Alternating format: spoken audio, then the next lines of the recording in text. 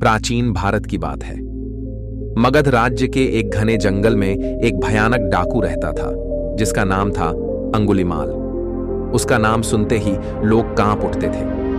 अंगुलीमाल के गले में हड्डियों और उंगलियों की माला थी, क्योंकि वह हर व्यक्ति को मारकर उसकी उंगली काट लेता और उसे अपनी माला में जोड़ लेता। उसका प्रण था कि जब तक 1000 उंगलियों की माला पूरी नहीं होगी तब तक वह हत्या करता ही रहेगा। राजा ने सैनिक भेजे, गांव वालों ने प्रतिरोध किया, लेकिन कोई भी अंगुलीमाल को रोक नहीं पाया। लोग भय से गांव खाली छोड़ने लगे। महिलाएं, बच्चे और बूढ़े तक जंगल का रास्ता छोड़कर जाने लगे। एक दिन समाचार फैला कि महान संत भगवान बुद्ध उसी जंगल के रास्ते से गुजरने वाले हैं। शिष्य और अनुयायी बोले, भगवान कृपया उस रास्ते से मत जाइए, वहां अंगुलीमाल है, वह निर्दयी है, वह किसी को नहीं छोड़ता।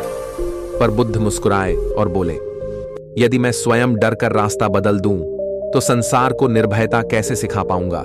मेरा धर्म है करुणा और प्रेम फैलाना, और हो सकता है उसी करुणा से अंगुलीमाल का हृदय भी पिघल जाए।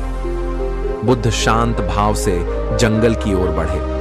दूर से अंगुलीमाल ने उन्हें देखा और गरजते हुए बोला, रुको सन्यासी, क्या तुम्हें पता नहीं कि मैं कौन हूं?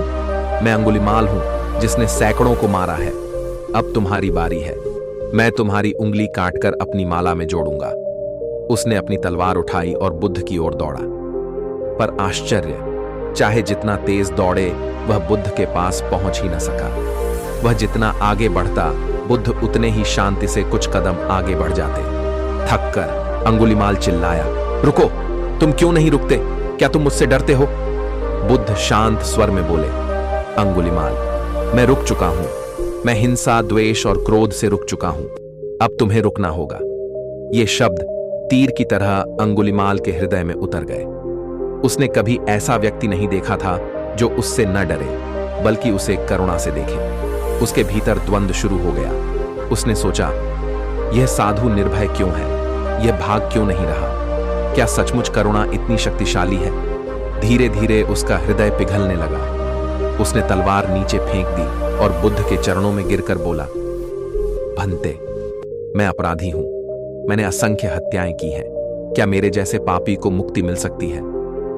बुद्ध ने उसका हाथ पकड़कर कहा, अंगुलीमाल, प्रत्येक इंसान को बदलने का अवसर मिलता है। पाप से पवित्रता की ओर जाने का मार्ग हमेशा खुला रहता है। यदि तुम सच्चे मन से प्रायश्चित करोगे तो तुम भी भिक्षु बन सकते हो और संसार के कल्याण में योगदान दे सकते हो। उस दिन से अंगुलीमाल ने अपनी पुरानी जिंदगी हमेशा के लिए छोड़ दी।